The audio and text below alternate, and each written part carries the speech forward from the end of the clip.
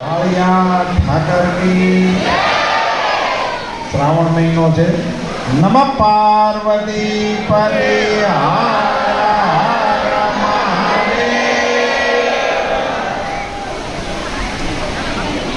ચાવણ મુકામે ભરવાડ સમાજ દ્વારા તેજસ્વી તારલાઓનું સન્માન એવો એક અતિ વિશિષ્ટ કાર્યક્રમ યોજાઈ રહ્યો છે. મને ભાઈ વિરમભાઈએ વાત કરી હતી કે તમે ચૂંટણી લડતા હતા, મેં ઠાકરને માનતા કરી એટલે ઠાકરને માથું નમાવવા માટે આપ સૌને મળવાનો રોકાવાને મોકો મળ્યો એ માટે હું વિરમભાઈનો આભાર માનું છું, એને ધન્યવાદ પાઠવું. મંચ પર બિરાજમાન પૂજ્ય રામ બાપા, ભાઈ શ્રી જીતુભાઈ, મારી સાથે રાજકોટ જિલ્લા ભાજપના મહામંત્રી ભાઈ હરેશભાઈ હેરભા, આપણા અમર ડેરીના ચેરમેન અશ્વિનભાઈ, ગામના સૌ આગેવાનો, સમૂહ લગ્ન સમિતિના સૌ કાર્યકર્તાઓ, મોટી સંખ્યામાં ઉપસ્થિત આપ સૌ ભાઈઓ અને બહેનો, આજનો તહેવાર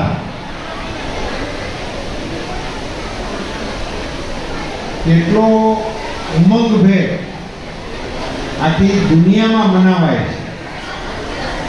ભગવાન શ્રી કૃષ્ણચંદ્રનો પ્રાગટ્ય દિવસ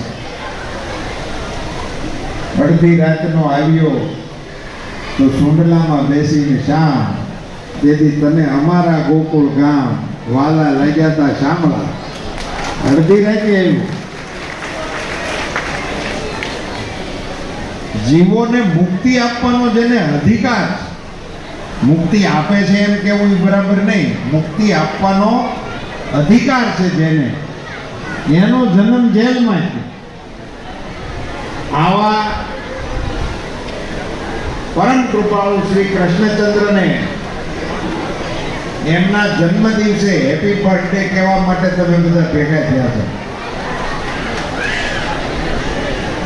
ભરવાડ સમાજનું સૌભાગ્ય કેવું ગણાય, કેવું સૌભાગ્ય ગણાય.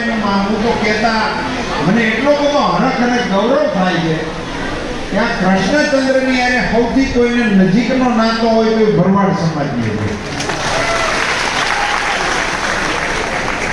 અને સૌથી વાલો સંબંધ જે છે આપણા સમાજ જીવનમાં, સૌથી વાલા ભાણિયા હોય. આ કૃષ્ણચંદ્રને ટાઇટલ છે ભરવાડના ભાણેજનું. બીજાને માટે એ ભગવાન છે, પણ તમારા તો ભાણિયા ભાઈ છે. આવડું મોટું સૌભાગ્ય કોઈ સમાજને હોય તો એ ભરવાડ સમાજને પ્રાપ્ત છે. એવા ભરવાડ સમાજના આપણા આગેવાનોએ અહીંયા ચાવણ વર્ષોથી સામાજિક કાર્યક્રમો હોય, સેવાના કાર્યક્રમો હોય, સમૂહ લગ્નના કાર્યક્રમો હોય, સમાજ એકઠો થઈ અને ખૂબ સારી રીતે કાર્યક્રમોનું આયોજન કરતા હોય છે ને એમની ઉપર ઠાકરની, કાળિયા ઠાકરની કૃપા. એમાં આજે તેજસ્વી તારલાઓનું તમે સન્માન રાખ્યું. એ સમાચાર સાંભળીને ખૂબ રાજી, કારણ કે આપણું એક બીજું જેમાં ભરવાડના ભાણેજનું ટાઇટલ છે એમાં આપણું એક બીજું ટાઇટલ છે, ભરવાડ હોય લભણ જ હોય. એ એક આપણું ટાઇટલ હતું, એને સુધારી નાખીને તમે તેજસ્વી તારલાઓના સન્માનનો કાર્યક્રમ કરો છો. એટલે જે આગેવાનોએ આ રચના કરી હોય એને હું હૃદયપૂર્વકના અભિનંદન આપું. બદલાયેલા સમયની અંદર આપણા દીકરા દીકરીઓ ભણે, સાંપ્રત સમાજની સાથે એનો તાલમેલ થાય, વર્તમાન વિકસિત ભારતની યાત્રાનું નેતૃત્વ નરેન્દ્રભાઈ કરી રહ્યા હોય ત્યારે એમાં ભરવાડ સમાજ પણ પોતાનું યોગદાન આપે. એને માટે આ જરૂરી હોય. ભાગવતનો જે પ્રસંગ છે ગિરધરનો, એનું નામ ગિરધારી એટલે પડ્યું કે એને ગોવર્ધન પર્વતને તોડ્યો. આ વરસાદથી બચાવવા હાટું અને પર્વતને તોડ્યા પછી એને ગોવાળોને એવું કીધું હતું, વિધાઉટ કાળીઓ ઠાકર, એને ગોવર્ધન એટલે હું કઈ નહીં. એ તો પોતાની ઈચ્છા માત્રથી એને તોડી શકે, બ્રહ્માંડને ઊંચકી શકે. એને ગોવર્ધન પર્વત તો કાંકરી કહેવાય, હોપારી ઊંચી કરી હોય એવું ગણાય. એને તોડ્યા પછી એને ગોવાળાને એવું કીધું હતું કે તમે બધાય લાકડીને ટેકો કરો. અને બધા ગોવાળિયાઓએ પણ ગોવર્ધનને તોડવામાં ટેકો કર્યો હતો. આ ભારતમાં તેજીથી ટેકો આપવાનું ચાલુ થયું છે. એ આપણા દેશની લોકશાહીનો પહેલો વહેલો પ્રસંગ હતો. ત્યારે ટેકો આપવાનું શરૂ થયું. ત્યારથી હજી સુધી આપણે આ ટેકો બધાને આપતા આવ્યા છે. અને અત્યારે પણ આ સમાજનો ટેકો એક દેશના વિકાસ માટે અડીખમ રીતે આપવામાં આવે. અમારું તો સન્માન કરે લાકડી આપે. ભરવાડ સમાજના અનેક સન્માનોમાં હું ગયો છું. એટલે ટેકો આપવાનું કામ એ આપણું છે. જે તેજસ્વી તારલાઓનું અહીંયા સન્માન થયું છે એમને હું મારી શુભકામનાઓ પાઠવું છું.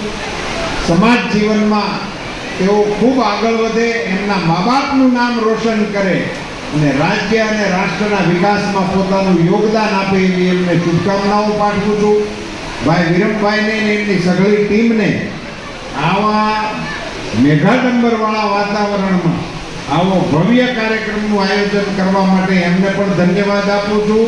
અને આ કાર્યક્રમને સફળ બનાવવા માટે જે સ્વયંસેવકો ખડે પગે ઊભા છે એને હું ધન્યવાદ આપું છું. આપ સૌને મારા દાદાજી જય શ્રી કૃષ્ણ. ખૂબ ખૂબ આભાર. તમામ માતા બહેનોને